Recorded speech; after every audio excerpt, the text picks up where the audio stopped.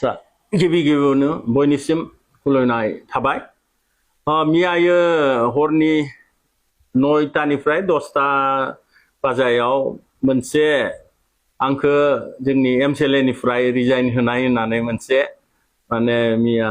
फेसबुकआव माने पाब्लिश जादो।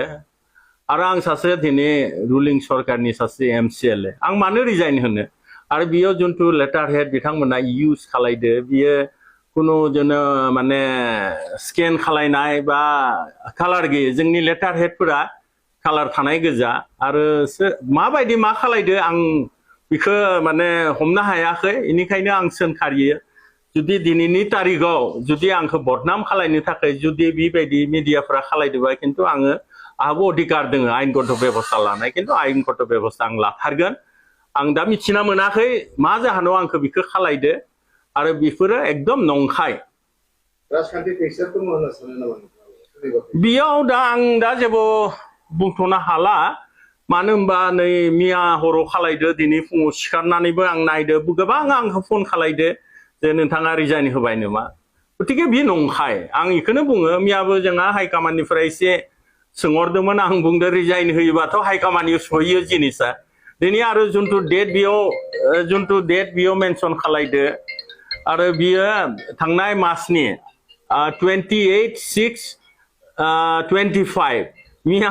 मियानि डेट जानांगौमोन इ टटेलि फेक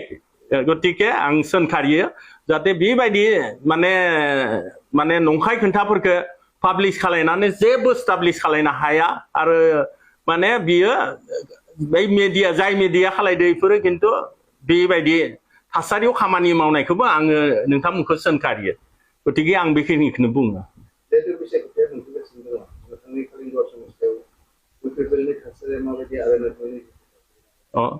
जोंहा जाबायदि जोंहा इउपिपिएल हान्जाया जोंहा मोनसे निजिनि भित्तिखौ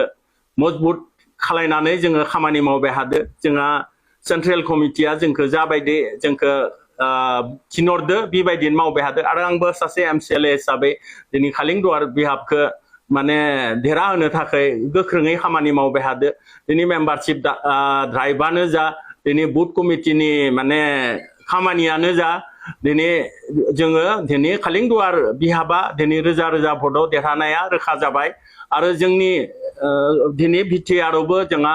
मानो गेदेर प्रमद बर' सारानो बे खेबाव चिफ जागोन जोंनिनो सरकार जागोन आरो गोबां समस्तिखौ जोङो देरहाहोनानै मोनसे खौसेथियै जोंनि इउपिपिएल हान्जाया सरकार दानाया दिनै रोखा जाबाय आरो खालिंदुवारा समस्तिया दिनै रोजा रोजा भटआव जों देरहानाय थासारियाव फैबाय